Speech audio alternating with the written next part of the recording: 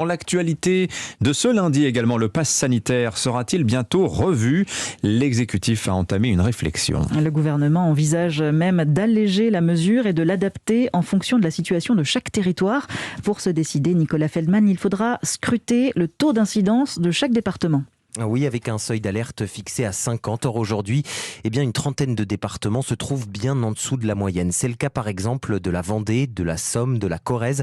La Nièvre aussi est concernée. Pour Fabien Bazin, président du conseil départemental, il est donc temps d'alléger les mesures. On demande au gouvernement de regarder la réalité sanitaire du terrain. On peut tout à fait penser que dans un territoire comme celui de la Nièvre, une levée partielle, voire totale des mesures, et je pense singulièrement au pass sanitaire, serait de bonne loi, dans la mesure où on est à un niveau aujourd'hui de circulation du virus qui le permet, bien sûr. Mais attention à ne pas aller trop vite, prévient Dominique Costagliola, directrice de recherche à l'INSERM. Je pense que c'est un peu tôt.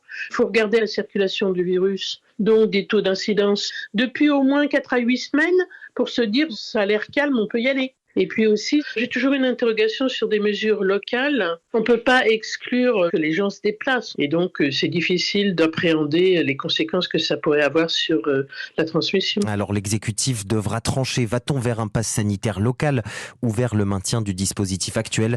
Une question qui sera débattue lors du Conseil de défense prévu mercredi.